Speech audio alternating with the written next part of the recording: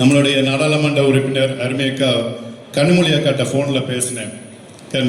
நாங்கள் முதல் கூட்டம் அட்டன் பண்ண போகிறோம், நீங்கள் வரல. ஏன்னா 5 ஆண்டுகளாக நான் டெல்லியில் அவரோடு இணைந்து நாடாளுமன்ற எம்பியாக நான் பணியாற்றி இருக்கின்றேன். எனக்கு அங்கேயே பல்வேறு ஆலோசனைகளை வழங்குவாங்க. ஏன்னா நான் முதல் தடவை எம்பியாக நான் போகிறேன். அப்பொழுது மாற்று இயக்கத்தில் இருந்தாலும் என்னை ஊக்கப்படுத்தி இப்படி தான் பேசணும், இந்த இதில் இப்படி தான் பேசணும்னு சொல்லிட்டு என்னை ட்ரெயின் பண்ணவங்க தான் கனிமொழி அக்கா அவர்கள். நான் பேசும்போது சொன்னேன், தென்காசி சிறப்பான ஒரு மாவட்டம், அண்ணன் ஜெயபாலன் பேரை சொல்லி நான் சொல்லிட்டேன்.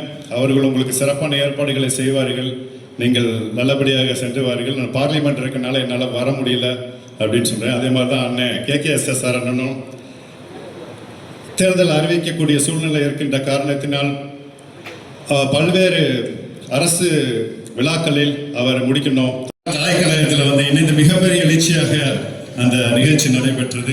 அதற்கப்புறம் திமுகவின் மாநில மாநாடு, அந்த மாநில மாநாடு தான் நாங்கள் 2வது நிகழ்ச்சியாக நாங்கள் நிகழ்ச்சியில் அட்டன் பண்ணோம்.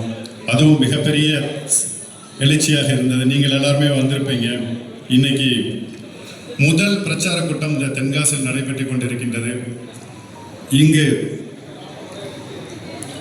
நம்மளுடைய தளபதி அவர்கள் என்ன நோக்கத்தோடு இந்த ஆலோசனை கூட்டத்தை